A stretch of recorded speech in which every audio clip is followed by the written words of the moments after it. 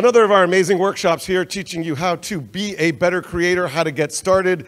This one in particular I'm super psyched about because it's going to help you learn how to be creative, and it's going to jumpstart your creativity. It's going to help you figure out how and what to create and what to do. And I am so excited to have Jamie Lim here. Jamie, getting started on content creation, take it away. Thank you, Jim. Hi, everyone. My name is Jamie. I'm a content creator. I do stuff on like productivity, self-development, as well as career tips. And yeah, today I'm gonna just share a little bit more on like how to get started on content creation. Oh, I forgot to press. Can you help me press record on my camera? Sorry, guys. Wait, is it even on? Thanks. Okay, let's start. So I think I really want to throw a question out to all of you because this was a question that was asked to me as a kid, right? What do you want to be when you grow up? Anyone? Really? Dream job. But oh,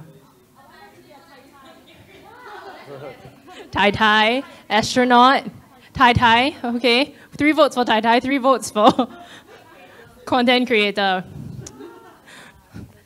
I wanted to be a chicken rice seller, guys. Really, I love chicken rice, clearly. And yeah, it's just something about, I think, the guy chopping the chicken, like, and it was very swift, right, in the way he was doing it. And of course, I love chicken rice, so I just wanted to be around it all day. But, you know, I think if you ask this question to people, or kids in general, in this day and age, the answers are very different, right? So actually 75% of kids now between the age of 6 and 17 say they want to be YouTubers or TikTokers, right? But it's very interesting to see that in a survey that was done this year, right, a third of folks actually said that, you know, they also want to be a YouTuber or a TikToker. And this survey was done with millennials and Gen Zs as well. So clearly it's not a trend that's only with the kids. It's also something that adults are thinking about. So I also wanted to understand a little bit more about, you know, why is it such an interesting area to be in? What is it, do I personally find as interesting for me to want to jump into this as a career, right? So I dug deep a little bit, and then I came out with like these 4 factors, which is first, I think being able to express myself, like creatively, oh my goodness, as well as like being able to talk about my passion. I think that was something that was pretty interesting, which also talks a little bit about self-expression, being able to do that freely, right? Being able to just put my thoughts out into the world. Other things will be like, I think, not only for me, but in general, people desire the fame and the fortune of it, and of course, the potential money opportunities that come with it is of course exponential when you get to that point. So that's why I said now, actually, yesteryear was maybe the best time to start creating content, but the next best time to do it is now, right? So why is now the best time to start creating content? And that's why we're all here. You know, we talk a lot about the creator economy, right? There's $104.2 billion running around this economy right now, and there have never been more creators in the world, like 200 million creators, and that number is still growing exponentially every day. And I think personally, from my own experience, it's really helped me to boost my brand very authentically, especially in the area of like if you choose a certain niche, like I was in HR, right? So I feel like talking about this, sharing about what I've learned has just, and sharing about it consistently has brought people to me to say like, oh, Jamie, you know, Jamie knows things about HR, and therefore people associate me with being a thought leader in that certain niche. The next thing to me is I don't look at content creation as only as a way, as a creative outlet. I also look at it as a form of business. I love the fact that I'm able to really leverage the internet to kind of build an entrepreneurial business, really maybe I'm a bit lazy in the way I look at things, but how I look at it is, I create one video, right? People ask me a lot about, for example, negotiating my salary. How do I do it? What are the best practices, right? It's come to a point where people ask me so many times, I'm like, I'm just going to make a video on it, right? I made a video on it, I posted it online. It's working for me throughout, when I'm sleeping, when I'm eating. And the best thing is that I don't ever have to, talk about it again. I'm just like, go watch my video. Everything is there. Resources are there. Go check it out. And yeah, last but not least, I think it creates another source of a passive income, right? Which is now a side hustle for me, but eventually could lead to a way to escape the corporate life, escape the 9 to 5. And I think what I really value is having that autonomy and flexibility to be able to work wherever I want, being able to control when I work and how I work. And it's a very big appeal to me. So yeah, now we know we're like, okay, we're all excited to get started on content creation, right? So the next bit is when we start thinking about content creation, what are some of the things that we should really be thinking about? So I've broken it down into 4 sort of pillars. Mindset, the mindset, which is like, yeah, what kind of things should I be thinking about, or how should I set myself up mentally to, start creating content? And then we talk about the content itself. How do we generate ideas? What kind of content should I be doing? Things like that. The technical stuff, right? Cameras, audio, lighting, what should we be thinking about? And lastly, just wanted to share a bit of the underrated stuff that I thought was not important, but actually is quite important. So let's dive a bit into mindset. One thing that really resonated with me was the beginner's mindset, right? I think going into anything and having this mindset of, yeah, I'm a beginner, I'm here to learn, just being very open to knowing what I should be learning, and even as you progress through the levels, really learning about, or being humble enough to just learn from experts anywhere, right? One thing also I think is you really don't have to be an expert to share and learn things. I think a great way I thought about it was, folks who are like, I'm nowhere near like the million million subscriber mark, right? But where I feel I can add value to peers who are facing the same struggles, I probably will be able to understand their struggles a little bit more, and therefore I'll be able to help them a little bit more. Where someone who is maybe in the super high subscriber count might not remember how do I cut a video, for example, right? So that's a bit on the beginner's mindset.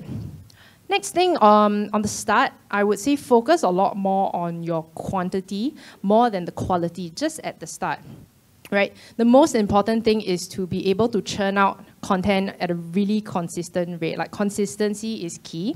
Actually, in everything we do, consistency is key. But this is also the case for video, because once you start churning out things consistently, people will remember you, people will remember your face, what you talk about, what you... what they associate you with what you are talking about as well, right? So for me, people associate me with like career tips and like negotiating salaries and things like that. As a start, I would say, of course, now vertical videos and platforms are really, really big, right? So definitely, I would say if you're thinking about it, start with TikTok, because it's a really good way to grow. It's a good way to start off without being too overwhelmed as well, right? It's easy, you can edit in app, you can edit on CapCut. It's just a very low barrier in terms of entry. So that's something you can kind of think about. And then slowly as you grow, slowly as you get used to it, you can start repurposing this vertical video to like Instagram Reels or to YouTube Shorts, for example. But start with one platform, start being very consistent with it first, and then you can kind of expand out from there. Okay, still a little bit more on mindset. Really, I think the 1% rule is something that I have followed very, very dearly. Like, I'm not sure if all of you have read Atomic Habits by James Clear, really, really good book. basically it says if you get 1% better each day for 1 year, you'll end up 37 times better than you were, you know, by the time you're done. And I apply this to all the videos I upload. Basically, with every upload, I try to improve something. With one video, I improve my audio, right? With one video, I improve my lighting, and the other I improve with, I don't know, putting captions on, things like that. And you do see the progression with each video that you do. It does get better, and by the time, and when I look back at my first video, I had to resist the urge to cringe. But it's great, it's great. It shows that you have made progress, right? Last but not least for mindset, I think the element of fun is very, very important, right?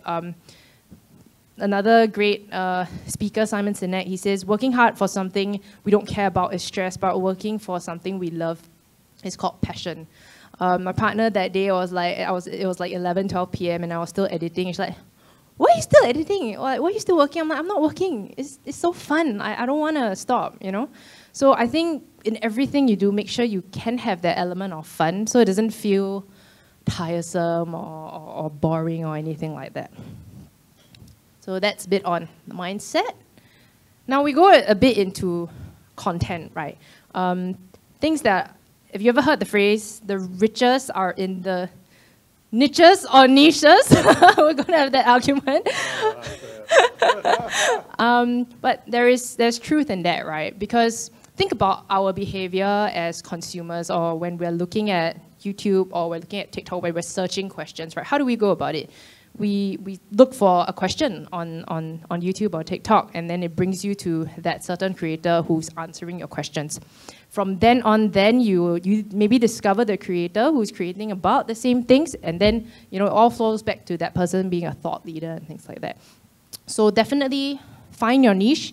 Don't talk about something you don't find interesting. If not, it's going to drain you as well.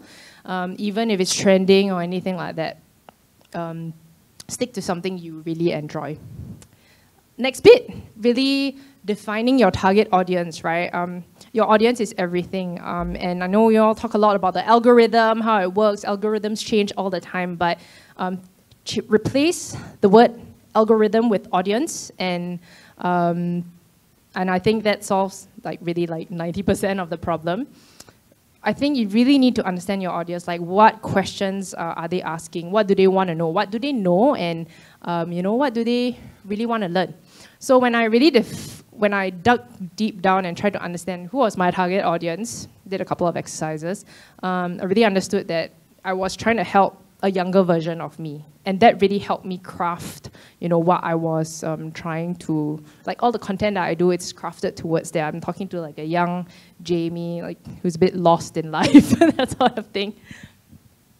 And the next bit on idea generation. So I stole this slide from one of my favorite YouTubers of all time. He's called Ali Abdal, productivity guru, master. I did his course a while back. It's called Part-Time YouTuber Academy. Really cool stuff. But I think there were a lot of questions on how do I generate ideas, right? How do I come up with these sort of things? And this is one exercise that came up, which basically is hey, figure out what your audience wants, figure out what you can teach, and then from there kind of break it down into subtopics. And you can take a photo of this, but also I have a link to the deck, so anytime you guys want to refer to it, you can refer to it after the session. Okay, we move on to the exciting piece. I like gear a lot. My partner will tell you I spent a bomb on gear, so don't be like me. Gear is really not the sole factor that makes your videos look good. So let me show you some examples. That was my first YouTube video. And that was my latest YouTube video. So clearly you can see a difference in lighting, the way I put the plants. I mean, in this one you could see my aircon controller and my sushi magnets. It's just, again, the 1% rule, right? How did I get from here to here, right? Another example, that was one of my first shots, and this was maybe my latest shot. Again, to do with lighting and camera and placement, that plant is not there. My coffee machine is there, but I purposely put the plant there for that greenery. And even you see that little stormtrooper there, it's really to add that level of, like, just that extra detail or that extra touch, which I think my audience would appreciate. So, I would say if you are interested in starting to create, start with the camera you have. Everyone has a great one in their pocket. Use your phone first. And I would say maybe start doing like at least 5 videos before you start investing into an expensive camera, right? Gear can be very expensive nowadays, and even if you get the best gear, even if you, buy the most expensive camera, if you don't know how to use it, it's not going to work for you. Next thing, if you want to upgrade, I would say the next most important thing is to upgrade your audio. Always get a mic. Like even now I'm doing a YouTube live, I have a wireless mic here because if the audio is crap, people will actually click off from the view. So if you want to invest, the first thing to do is invest in your audio. Next thing would be lighting and stabilization, right?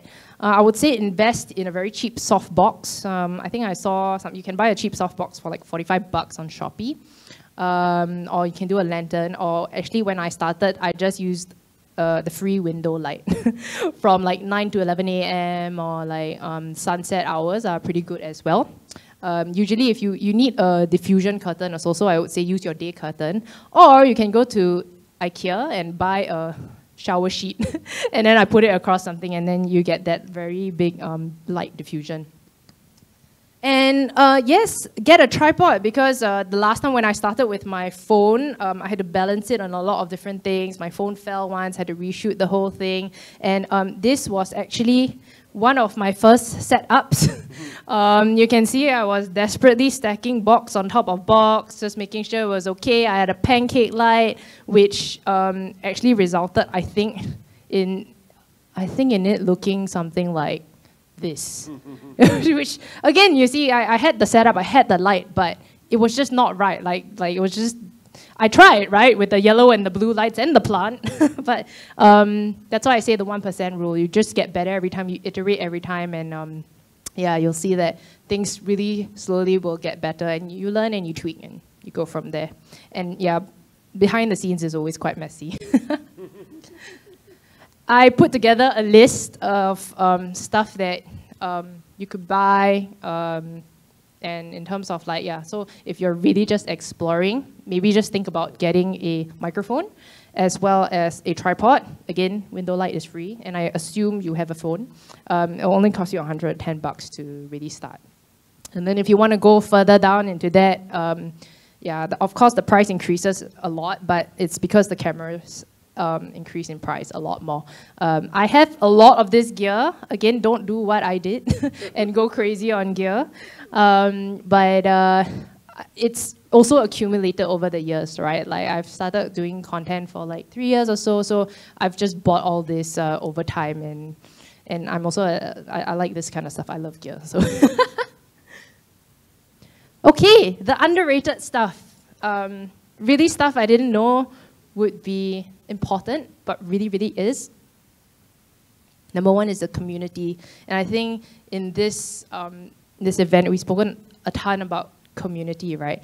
I think not only talking about the audience you build, interacting with them, making sure you know them, but also surrounding yourself with folks who are like-minded, folks who understand what you're going through, and yeah, they'll be there to help you. Like during this time here on CreatorWorld, I've met so many people, so many different creators who, like, honestly, even at the beginning of this, they were helping me figure out my TikTok stand and like and figuring out the TikTok app to record this live. So like it really, really helps to have support in that sense. But also, you are the average of the 5 people you surround yourself with. So I think. Yeah, make sure your family and friends and all that are supportive, and you'll go really, really far. The next bit is a little bit on like financial security. I think, for some people, for me, it's a dream to do this full time, right? But before kind of like taking that leap to do it full time, you really need to make sure you're able to commit to your adulting stuff. And yeah, just make sure you have a financial road plan. Like, for example, make sure you have savings before you really want to do this full time, right? Just to make sure you're able to take care of yourself. And last but not least, health is wealth. I'm very, very big advocate of health. Exercise, make sure you get enough sleep, drink enough water. And because without your health, you will not, if your health deteriorates, you will not be thinking about content creation. You will be thinking about your health. I think that's it. So yeah, I mean, hope you all start creating content today. And if you all need to connect, there's a QR code here. And the link to the deck is also here. So yeah, thank you very much. And do you want to do some questions? Yeah, I have a Q&A. Nicely done, by the way. Like, oops. Yeah. By the way, I love that it's friends and dog. Dog is very cute, and as a fellow gearhead, I can totally relate. I have way too much gear, but it's fun. It's fun. Opening up a new piece of gear is like heaven. All right, who's got a question? Anybody? I mean, that was a lot of stuff dumped on you. Who has a piece of gear that they really like? Let's geek out on gear for a minute. Who has a piece of gear that you're like, this is the one piece of gear that I think you should get, or that I really like?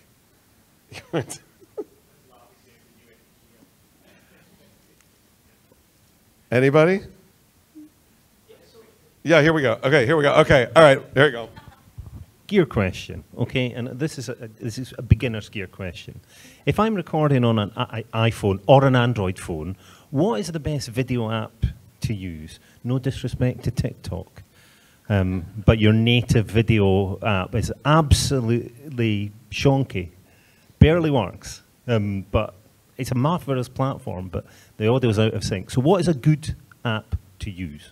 Sometimes I use, honestly, sometimes I just use the video app, the native video app itself, the video recording camera app thingy. But I think what always it changes is the exposure. So sometimes when you move around with it, right, the exposure just changes with the light. So one thing I do is I kind of I need to press down on yourself, on the image, and lock your exposure, so things will kind of stop moving. But I think I forgot the app name, but there is an app where you can basically switch your phone off automatic settings and go more into manual settings, so you're able to tweak the shutter speed, the ISO, and things like that, and the aperture as well. Yeah, I forgot. I'll come back to you on the name. I can Google it later. Anybody else have any video recording app suggestions for either Android or iPhone to use instead of TikTok? Anybody using something they like? CapCut. You use Vine? Oh, a little OG right there. All right, I love that. You had a question, right? I'm going to pass this like this. Jamie, so now there are a lot of platforms for you to do live, right? From Reels, from TikTok. So how you decide which platform that's suitable for you? And like for now, you use TikTok Live. Why not Reels or YouTube Live? So for me, I decided with TikTok. I decided with TikTok because my audience reach is the biggest there for now. So naturally, I'll kind of like go with that. And that was the only thing that kind of like powered my decision. If I could, I would do all three at once, but I don't have enough phones. So that's why I just went with one. Yeah, that answers your question. Cool. Question over here. Hi. What's the biggest myth or misconception you see amongst new emerging creators or aspiring creators? I think it's the gear bit. Like, I need to buy the best camera. I need to buy the one with the best lens and all that. And automatically somehow, you know, my picture will look good, or my content will look good, or my audience will grow exponentially. But as you can see from the terrible photos, that clearly that's not true. So I think gear is a really, really big one. Nothing else comes to the top of my mind. I have a question for you just on lighting, because you were talking about using the window, and then you said get a shower curtain. Was that to put over the window so that it diffuses the light a little bit? Yeah, usually I didn't buy a shower curtain, but usually I don't know if it's, well, in Singapore they have the blackout curtain and then they have the day curtain, right?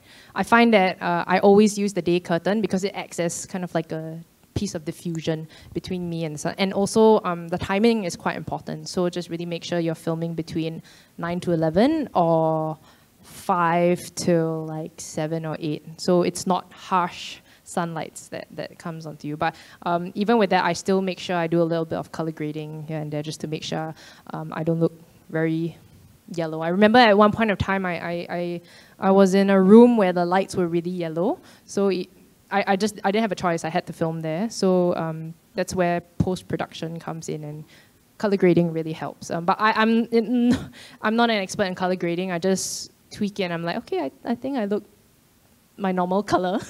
And then, yeah, I go from there. Yeah, ask that for myself, actually, because I have a big window that I shoot in front of, but I also have I have a shower curtain that's white that it comes through, and I put it up sometimes, sometimes not, but now I know I'm going to do that and give it a try. And also, I didn't know about the time of day, but that's a really good thing. I want to play around with that, too. Part of me for getting 1% better with every video, which I think is amazing advice. Anybody else have? You can come in. We're just doing Q&A. Q&A with Jamie. Anybody else have any questions? I've got a question over here. There. What sort of post-production stuff do you do? And is it just for YouTube videos, or do you also post-produce all your other videos? Yeah, so post-production wise, I'm a one-woman show. So because I repurpose my stuff a lot to LinkedIn, to Shorts, to Instagram, and to TikTok, right? I know every platform is very particular about the watermark. So I just make sure I have one blank piece, and then I will individually go and post to each of that. And then like, I think if you see like my, some of the, okay, this is not working. Some of the photos that I did, like that one, specifically this is for TikTok. But for YouTube, it changes to a YouTube logo and all that. So small things like that, I'm a little bit fussy in that way. But small things like that, I feel like my audience would appreciate as well. Subtitles, something very important. Like some apps make it easy, like TikTok makes it easy to do. They have the like AI thing for you to do it. You have to go in and edit a little bit.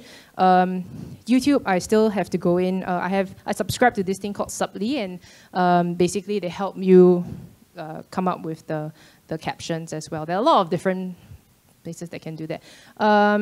Post-production, what else? Marketing, yeah, marketing is a tough one for me. I think I spent 1 hour marketing my stuff out. I was really tired by the end of it. But yeah, just making sure you have like the right captions, the right hashtags. Even when I post to YouTube, right? Am I tagging the right things? Even for TikTok, I need to make sure I have the right hashtags in as well. But other than that, I mean, before all that, it's all the editing and stuff, which I love editing. I know some people are like, oh, editing, but I really love it. Like, I think that day I added a fart sound into my video, and I was very happy with it. Like, it brings me a lot of joy. But yeah, so overall, it's been a very interesting process. But yeah, post-production is a big part of it, and marketing is a really, really huge part of it. So I think definitely don't neglect that bit about. I save like 20% of my energy just to make sure I market it out. I market it on the right day. I market it at the right time even. And there are tools and apps to let you know when is a good time to market it for your audience specifically as well. Yeah. Cool, good. Other questions? Oh, go ahead. How long do you take to edit a YouTube video? Oh, it depends. Nowadays, for my shorts, I can edit it within 2-3 hours. Yeah, but again, I'm very fussy. So if you hear a lot of sound effects, a lot of typing effects, it's because I like to make sure it's all done. I haven't got to the point where I can do very scrappy videos yet.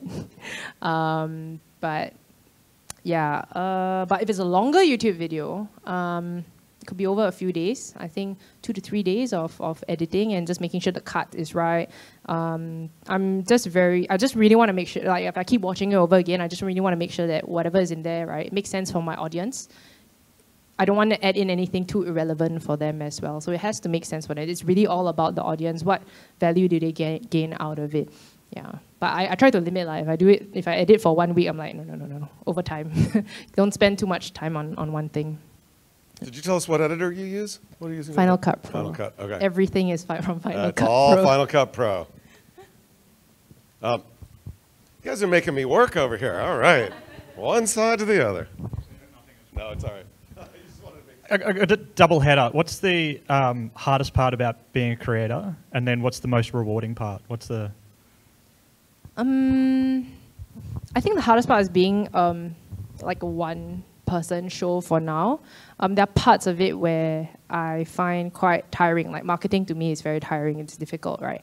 But I still have to do it anyway. But I'm learning things every day which are fascinating to me, like thumbnails. How do you do a good thumbnail? And how do you do a catchy title that is clickbaity, but you still provide value to people, right? So yeah, I really enjoy the overall process. I think I spoke about having fun, right? This whole journey for me has just been fun. It hasn't been boring. It hasn't been like, oh, I don't dread it. I wake up like, I get to edit, that sort of feeling. So I really like that. I think the next bit for me would maybe to explore hiring someone. And it's something I'm a bit hesitant about because I think it's the control you don't dare to let go of. And like, this person can't edit as well as me. It's not the style I like, that sort of thing. So I think that is why sometimes I struggle with. Should I do it? Should I not do it? I'm nowhere near the 1 million subscriber mark, right? Should I invest in hiring someone now? Am I ready to hire someone now? Is it worth that investment? So these sort of things, I think they're a bit hard and like always going through my mind. And of course, you have the normal things like views, right? How does it affect me as a person? Now I've learned to just post and ignore for like a couple of days and then go back. I'm like, okay, it's doing okay, then now I'm okay. But I think I will just want to keep posting, keep being consistent, and when I see the growth going slowly and I know things are going okay. So I don't aim for virality or anything like that. I really aim more for slow, consistent growth. I'm sorry if you already mentioned this, we were a little bit late coming in, but is there a creator you look up to who's a good example of what you've been talking about? A creator I love? I have 3 very significant ones in my life. Oh, okay. So number 1's Ali Abdaal. He's a productivity creator. Whoa, love him, love his stuff. I think I learned 80% of the stuff I talked about maybe from him in terms of mindset, looking at YouTube or TikTok as a business, right?